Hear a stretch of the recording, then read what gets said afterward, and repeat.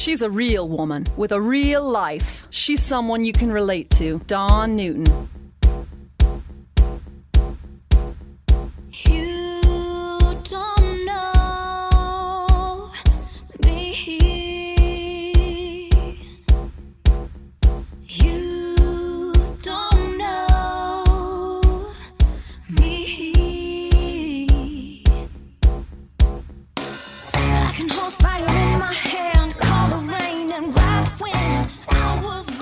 Hey, welcome to the Dawn Newton Podcast. I am your host, Dawn Newton. Here in Bend, Oregon, we have the honor and the privilege to be home to the Central Oregon Veterans Ranch. The Central Oregon Veterans Ranch operates a 19-acre working farm here in Bend and engages hundreds of veterans of different ages and eras in peer support and agricultural-related activities. For the past decade, COVR has built community and camaraderie among veterans in Central Oregon and around the state. My guest today is Alison Perry. She is the founder and executive director of Central Oregon Veterans Ranch. She's a licensed professional counselor and military family member with an interest in developmental trauma, specifically combat trauma across the lifespan. She began working with veterans in 2005, 2 years after her brother deployed for the invasion of Iraq as an Apache helicopter pilot. Alison has worked with veterans for over 15 years in government, private, and nonprofit settings, including 6 years with the Department of Veterans Affairs as a trauma therapist and contracting officer representative. Alison left the VA in 2012 to pursue her vision of a place where veterans could work on the land, sleep under the stars, and be in a community of other veterans. She founded Central Oregon Veterans Ranch in 2014 and has led the organization since. Alison Perry, it's great to speak with you. You are the founder and executive director for Central Oregon Veterans Ranch. I appreciate you taking the time to talk with us today. Thank you so much for having me. I'm excited to talk with you. I really wanted to talk to you about the ranch, how this got started, your role in it, kind of unpack that. How did this get started? Sure. So I usually introduce myself first and foremost as a military family member, which is really the inspiration for what has become a vocation in working with veterans. My brother deployed for the invasion of Iraq in 2003 as an attack helicopter pilot, and we're just 13 months apart. We're very, very close, and actually kind of went through some trauma in our own childhood, so had a very, very strong bond. And so that was sort of a turning point for me that made me want to work with veterans and their families. And I worked for 6 years within the Department of Veterans Affairs as a trauma therapist. So developed a passion for combat trauma specifically across the lifespan. So what does combat trauma look like for somebody who's 22 or 42, 62, 92, etc.? And had a case that was really the inspiration for Central Oregon Veterans Ranch right before transferring from the Portland VA Medical Center in Portland, Oregon to Central Oregon to a smaller rural clinic. And it was a young man. He was 22 years old. He was an Oregon National Guard veteran.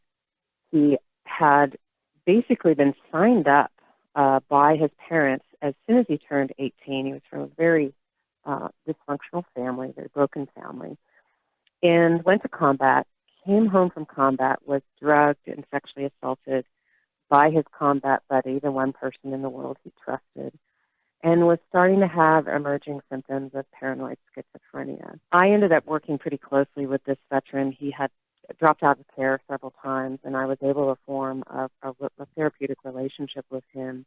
He struggled so much, just you can imagine with everything he'd been through, he struggled just with managing his life. And I got a call one day that he had ended up in the psychiatric ward, the lockdown unit, and that he was throwing furniture and threatening staff. My first response was just anger, because I thought if I'd been through everything that veteran had been through, I might be reacting the same way, to have doctors poking and prodding you and diagnosing you and being locked up, honestly, Dawn, in a fluorescent white-walled room. It just hit me in a flash that this was not only not therapeutic, but that he was actually being re-traumatized.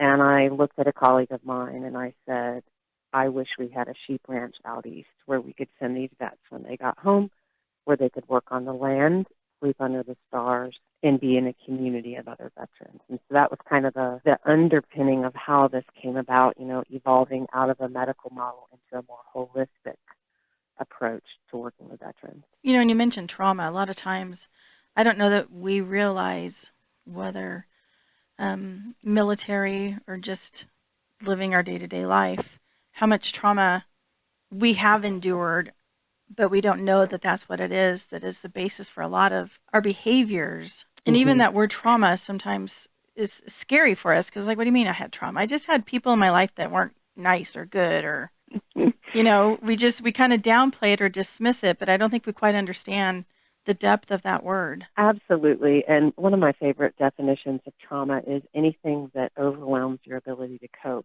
And I had a friend who used to say, well, gosh, that could be anything. How can you discriminate against what's real trauma? But really, if you think about it, and one of my passions is developmental trauma, looking at human stages of development, and what are the associated developmental tasks, the work of Erik Erikson, who observed children for many, many years. And people at different stages of life. And what's fascinating is we can look at those different developmental stages and the associated developmental tasks and the implications of someone having traumatic experiences. And what's fascinating is that the earlier the trauma is endured, the more profound the impact, particularly in the first few years of life. We've been talking about the potential for attachment disorders or personality disorders that really form the structure of the personality and the human being's identity. But some of the most traumatized veterans I worked with were ones who often had childhood trauma as a veteran I mentioned earlier, and then were sent by the military to war or experienced other types of traumatic events in the military, which I think there are many things that I think the general public doesn't really consider when we look at how people can experience trauma in the military. How is that veteran doing today? You know, I love that you asked that question because I went to visit him in the psychiatric ward before I transferred from Portland to Bend. And I said, because of my profession and my code of ethics, I can't contact you to see how you're doing, but you can contact me anytime. So literally about a year after I'd moved and been working at the Bend clinic, I got a call from him and he said, Miss Perry, you said I could call you anytime, and I just wanted to let you know that I'm doing well. I have an apartment. I have a part-time job. And it was the first message I got like at 8 o'clock in the morning when I came into the clinic. And I had a pretty grueling routine at that time in the VA clinic. And it just warmed my heart. I just can't describe it. It was like incredible, you know, and it shows to me, Dawn, how relationship is so key in healing. And that's such a part of the Veterans Ranch is community. It's really, you know, we just had an article published with the Natural Resource Conservation Service, and the title of the article was Getting Back to Basics. And I feel like in a world that's being taken over by technology and, you know, less and less humanizing with our healthcare system. And, you know, I was just traveling, and in the airport, I went to buy water, and the woman was like, oh, you can check out with the machine over there. You know, we're getting more and more disconnected from community and tangible experiences of each other and of nature and of human connection. And that's so much what the Veterans Ranch is about, is getting veterans out of isolation, getting them into a community of safety where they can easily build trust with peers, people with shared lived experience, and be outside, be out, you know, and be growing and caring for things, tending plants and growing their own food and interacting with animals. And it is quite a beautiful setting and a beautiful model. I mean, of course, I'm a little biased, but that's the feedback I get too. Well, and I was reading too in 2007 that you transferred to the Bend VA clinic. Is that when the ranch started? Oh, absolutely not. No, good question. That is when the vision, I say, kind of struck me like a lightning bolt. And then it kind of receded into the background a little bit because I got so consumed with just surviving the onslaught of working in a rural clinic with very, very few resources, very different than working in a big medical center in an urban area. But what was interesting is when I moved to Bend, I ended up taking over 4 PTSD groups from a psychologist who was dying with cancer, and they were mostly Vietnam veterans. One group was 20 guys. There were even a few Korean and World War II veterans in those groups. And what I observed there was, it felt like a spiritual experience, honestly. It was quite challenging, but I saw the power of connection, the power of community, the power of peers, especially for our Vietnam vets who had really been in survival mode, many of them for 40 years or more, not speaking about Vietnam at all after coming home. At that time, I was working so closely with that era of veterans that I started to get really interested based on things I was hearing them say on their stage of life, which was getting closer to end of life. And that sort of became, I had this vision of what I was calling a PTSD ranch, of getting veterans outside and out in nature and working with animals and being in community.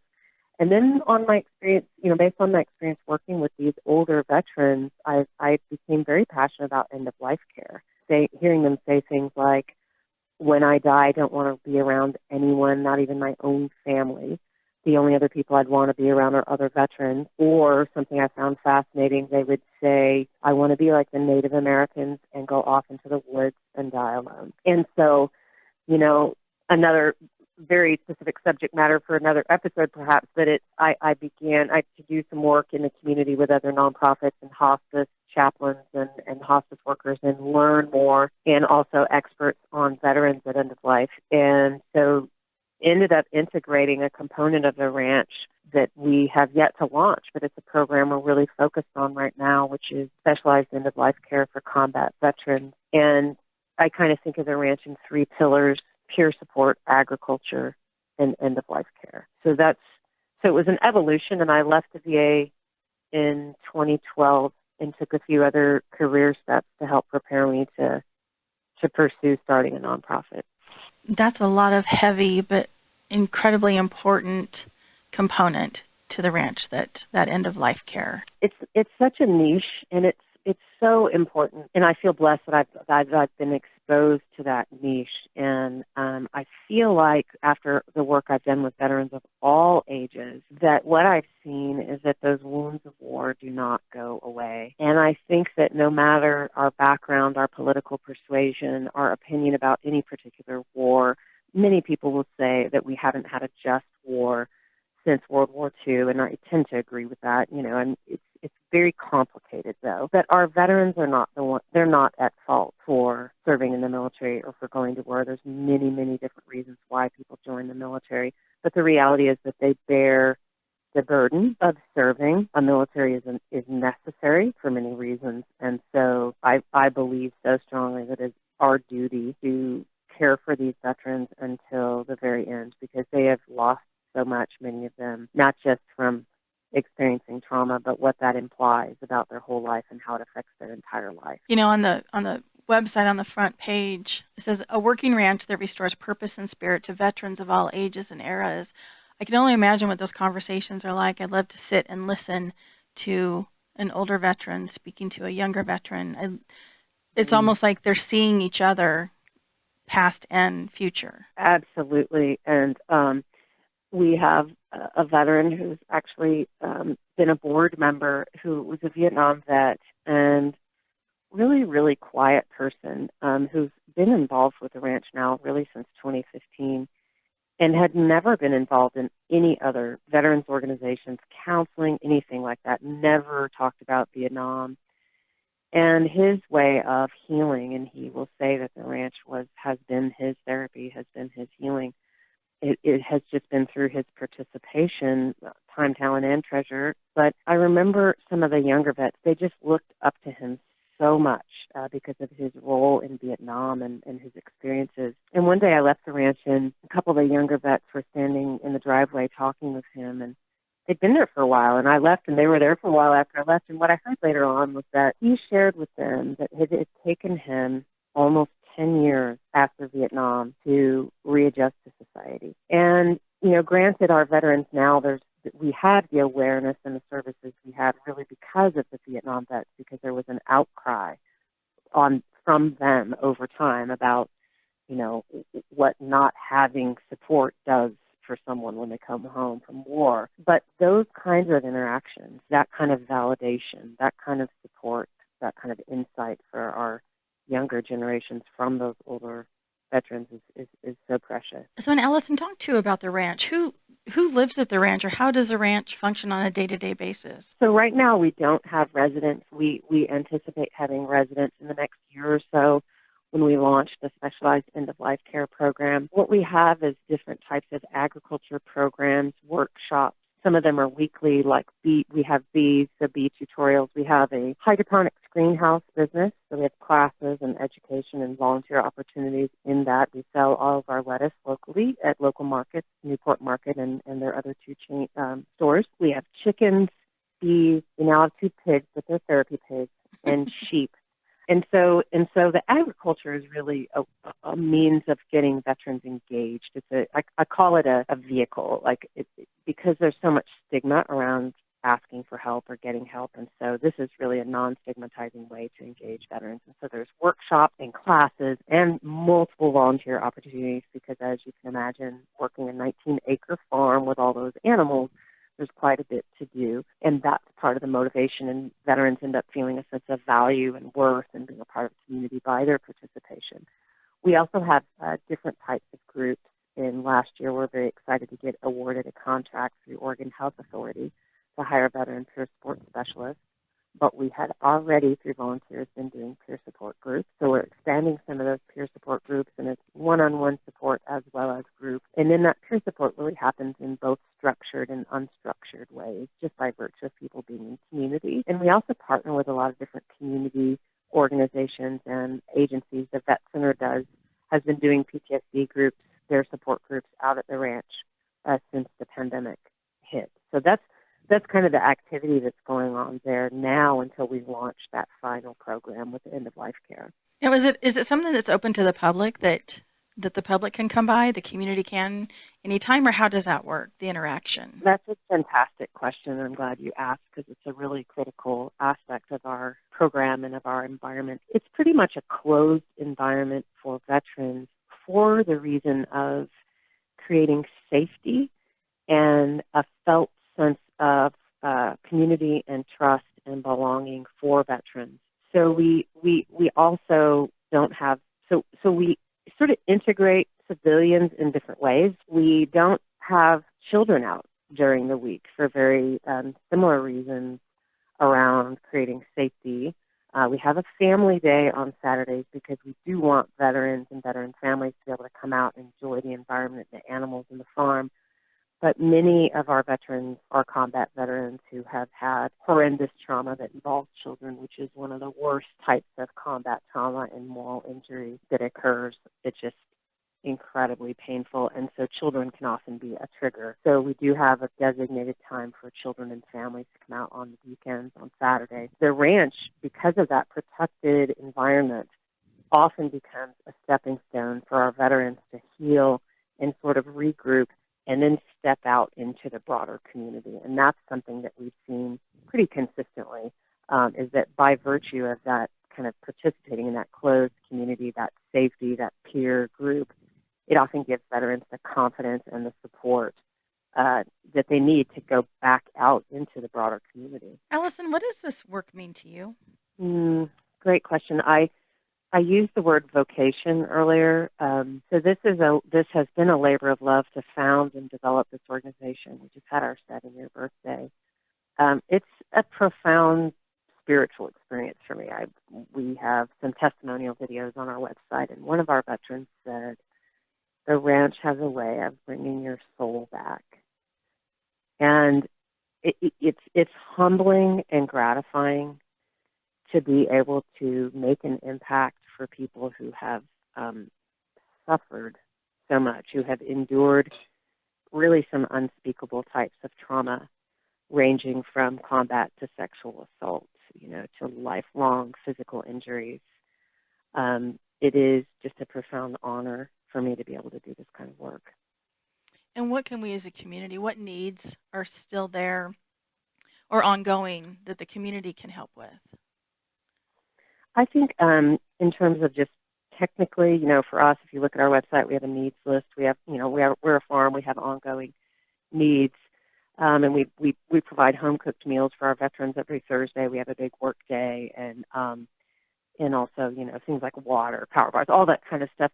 But really, it's spreading the word, and it's also, if you know a veteran, it doesn't matter where. It could be anywhere in the country because we do have a plan to scale. We have veterans in other states that are interested right now, and Washington State and Tennessee and starting veterans ranches.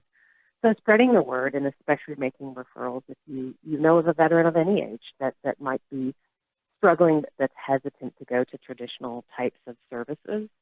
And just staying tuned, signing up for our newsletter, staying aware. And also I think, sometimes it's helpful for people to really take a deeper dive to educate themselves. And that's what shows like yours do. They give people some more information and awareness about some of these issues that might not be top of mind for us. I appreciate this time to speak with you and bring the word out, the attention, the awareness. Where can we go for more information? You can go to our website, which is COVRanch.org.